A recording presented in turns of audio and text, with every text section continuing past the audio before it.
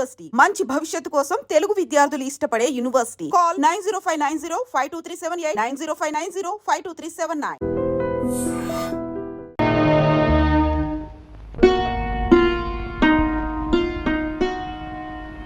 పాపకు పాలు పట్టాను. నువ్వు అన్నం తిన్నావా బావా? అయితేరా తిందు గాని.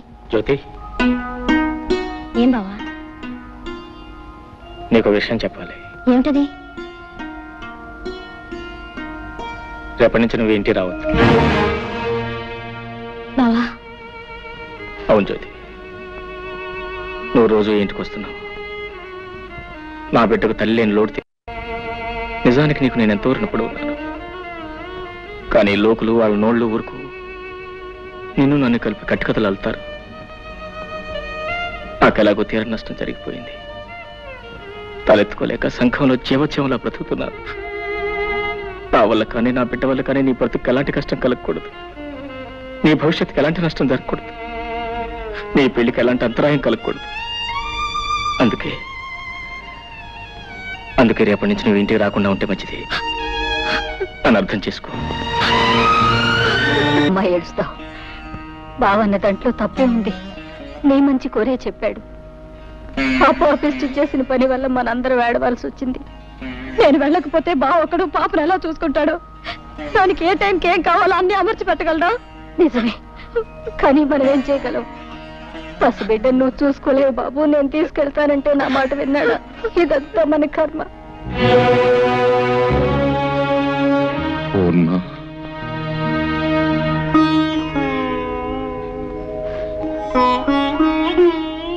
ఈ విషయంలో మనం చేసేది లేదంటావా? ఏముంది, అది చేసిన పనికి జీవితం అంతా ఏడవడం, మనవరాళ్ళు కూడా ముద్దాడుకోలేని దౌర్భాగ్యానికి కుమిలిపోవడం. ఈ జరిగిన పొరపాటులు కొంత బాధ్యత నాది ఉంది పూర్ణ. మీ బాధ్యత? అవును. అతనికి మన అమ్మాయి తగింది ఎంత మాత్రం కాదు అని నువ్వెన్నిసార్లు చెప్పినానే వినిపించుకోలేదు. పెళ్ళయ్యాక దాని గుణం మార్చుకుంటుంది అని ఆశపడ్డానే కానీ ఇలా మనకందరి గుండెల్లో చిచ్చు రగులుస్తుంది అనుకోలేదు. జరిగిన పొరపాటును దిద్దుకోవాలి. మన అల్లుడికి న్యాయం జరిగిపోయింది. అతనికి న్యాయం చెయ్యాలి. ఎలా? ఏం చేస్తారండి?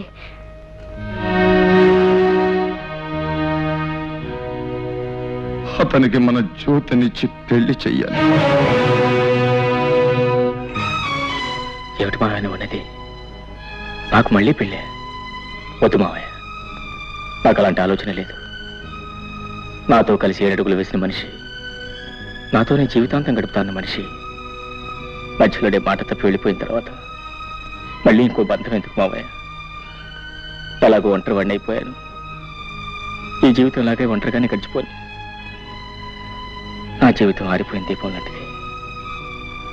ఇక ఏ జ్యోతి తిరిగి వెలిగించలేదు. లేదు బాబు, మా జ్యోతి తప్పకుండా నీ జీవితానికి వెలుగునిస్తుంది. వద్దు మావయ్య, జ్యోతికి వేరే ఏదైనా మంచి సంబంధం చూసి పెళ్లి చేయండి. నా మాట వినండి. మా మాట కూడా కాస్త విను పాపు. కన్న పాపానికి మేము, కట్టుకున్న నేరానికి నువ్వు, తోడపుట్టిన దురదృష్టానికి దాని చెల్లెలు అందరం బాధపడుతున్నాం. అది గడప దాటిన క్షణం నుంచి నీ మావయ్య కానీ నేను కానీ కంటి నిండా నిద్రపోయావా, కడుపు నిండా తిండి తిన్నావా? ఒక్కళ్ళ మొహాల్లోనైనా కనీసం చిరునవ్వు కనిపించిందా? ఎవరికీ మనశ్శాంతి లేకుండా ఎంతకాలం ఇలా? అది పెట్టిన చిచ్చు కన్నీళ్లతో ఆరిపోయేది కాదు బాబు. నా మాట విను. నువ్వు మా జ్యోతిని పెళ్లి చేసుకుంటే దీనికో తల్లి దొరుకుతుంది, మాకు మనశ్శాంతి దక్కుతుంది. అల్లుడు, నువ్వెవరివో ఎక్కడ వాడివో అయితే ఇలా అడగడానికి నాకు నోరు వచ్చేదే కాదు. కానీ మేనల్లుడుగా రక్త సంబంధం ఉన్న మనిషిగా అడుగుతున్నాను. కాదను. మావయ్య, నువ్వు చిన్నవాడివి, ప్రార్థించకూడదు. నేను పెద్దవాడిని, ప్రాధేయపడకూడదు. కానీ ఇప్పుడు ఆ రెండు చేస్తున్నాను. ఇవి చేతులు కవలుడు. మావయ్య అలాగే మీ ఇష్టం వచ్చినట్టు కానివ్వండి.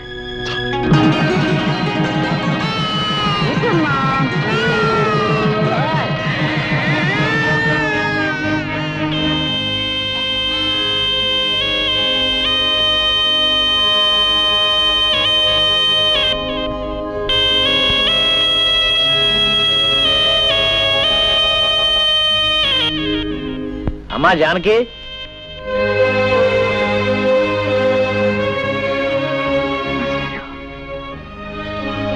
ఏమ్మా కులాసయ్యనా? తాలూకా ఆఫీసులో పనుండి వచ్చాను. ఏదో నువ్వు ఇక్కడ ఉంటున్నావు కదా, ఓసారి చూసి పెడదామని వచ్చా.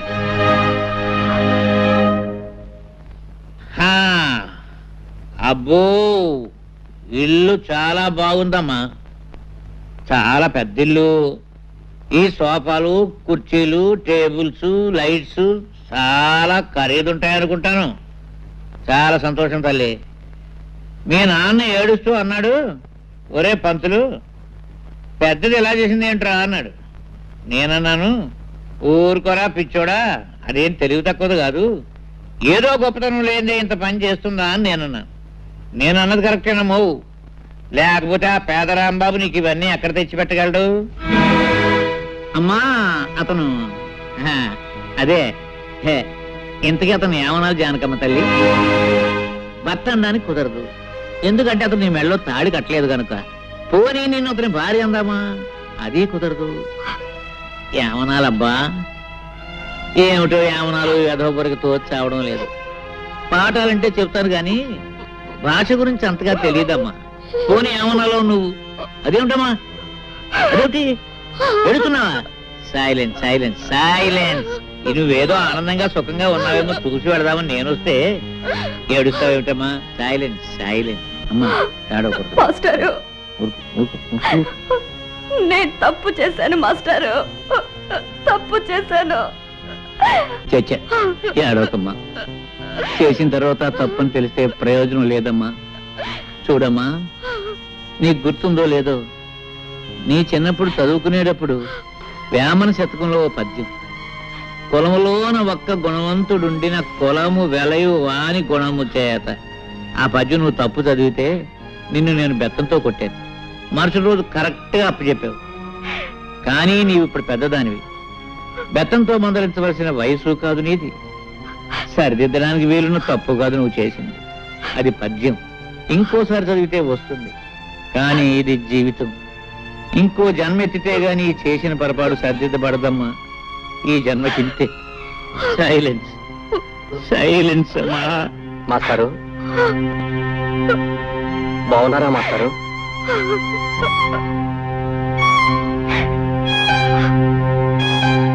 ఎవరు? మురళీ బాబా? చాలా కాలం అయిందా నిన్ను చూసి. చాలా సంతోషం బాబు. నీలో బాగా మార్పు వచ్చేసిందే.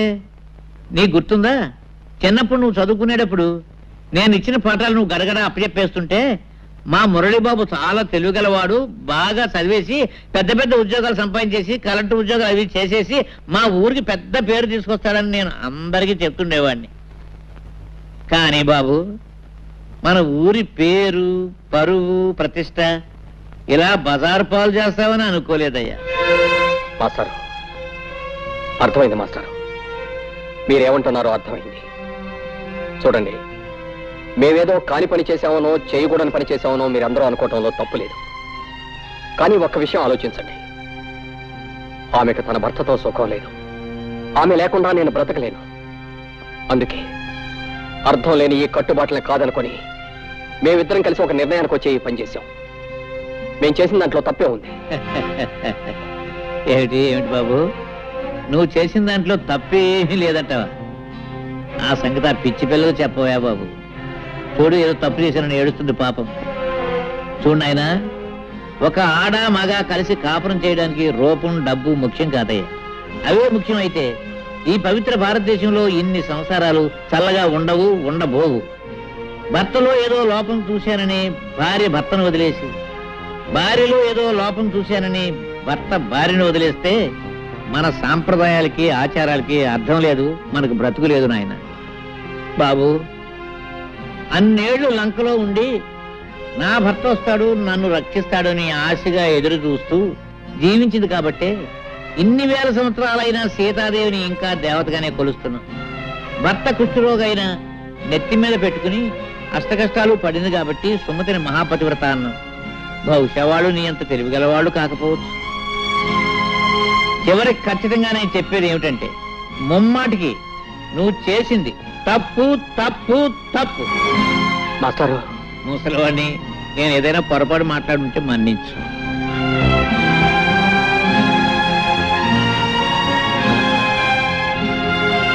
వస్తానమ్మా.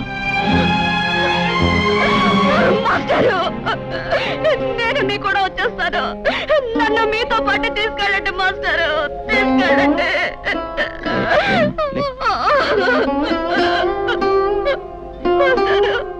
ఏమిటమ్మా, ఏమిటి పిచ్చి తల్లి? వస్తావా? ఎక్కడికి వస్తావు? ఎవరి దగ్గరికి వస్తావమ్మా? నా కూతురు చచ్చిపోయిందని తర్పణం వదిలేసిన మీ నాన్న ఇంటికి వస్తావా? తప్పు చేసిన నిన్ను మళ్ళీ ఎప్పుడూ ఆ ఊళ్ళో అడుగు పెట్టకూడదని వెలేసిన ఆ ఊరికి వస్తావా? పోనీ రాంబాబు ఇంటికి తీసుకెళ్దామంటే నిన్న రాత్రి నీ చెల్లెలతో అతనికి పెళ్లి జరిగిపోయింది. అంతేనమ్మా, అంతే. ఒకసారి గడప దాటిన ఏ ఆడదాని బ్రతుకైనా జీవితాంతో సైలెన్సేనమ్మా, సైలెన్సే, సైలెన్సే.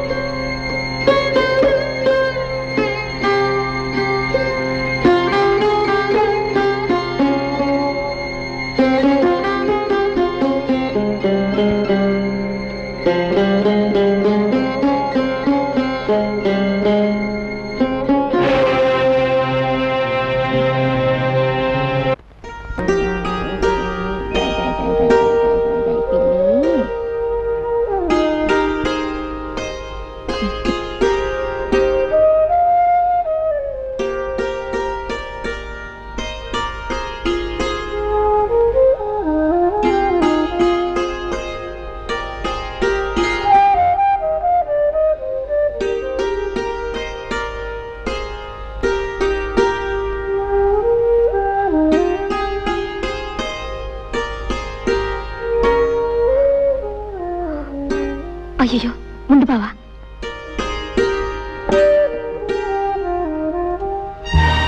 ఈ గదిలో ఒక్కగానే ఉంది. ఒక ఫ్యాన్ కొనుక్కోవచ్చుగా.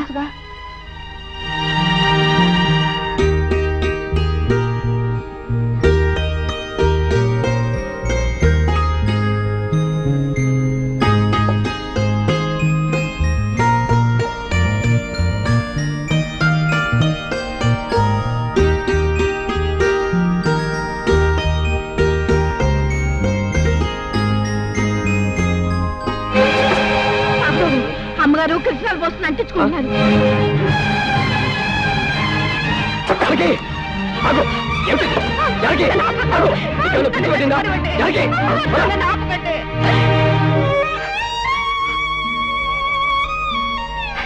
అయిన వాళ్ళందరినీ కాదనుకొని నాతో వచ్చింది చచ్చిపోవటానికి. ఆ జానకి కాదు, కానీ కడుపు దాటినాడే నేను చచ్చిన దాంతో సమానమని తెలుసుకోలేకపోయాను. అసలు అసలు తప్పంతా నాది చిన్నబాబు. జరిగింది తప్పే అయితే అందులో ఇద్దరికీ సమానమైన బాధ్యత ఉంది. నాతో రమ్మనమని అడగటం నా తప్పు అయితే రావటం నీ తప్పు. నా కూడా రావటానికి నీకున్న ధైర్యం నాతో జీవితం పంచుకోవటానికి లేకపోయింది. జానకి, ఇప్పుడు నువ్వు చచ్చిపోతే నిన్ను లేవ తీసుకొచ్చానన్న చెడ్డ పేరుతో పాటు నీ చావుకు కారణమయ్యానన్న అపకీర్తి కూడా నాకు వచ్చేది. ఇప్పుడు నీ మనసు నాకు పూర్తిగా అర్థమైంది. నువ్వు నాతో కలిసి జీవించలేవు. అందుకే నువ్వు తిరిగి మనూరెళ్ళిపో. ఎక్కడికి వెళ్ళను, ఎవరింటికి వెళ్ళను. ఎవరింటికి వెళ్ళక్కర్లే జానకి. ఊరు బయట ఉన్న తోటలో నాకు చిన్న ఇల్లు ఉంది. అందులో నువ్వు సుఖంగా ఉండటానికి అన్ని ఏర్పాట్లు చేస్తాను. నీ వాళ్ళెవరో నీతో మాట్లాడకపోయినా కనీసం కళ్ళెదురుగైనా కనిపిస్తారు.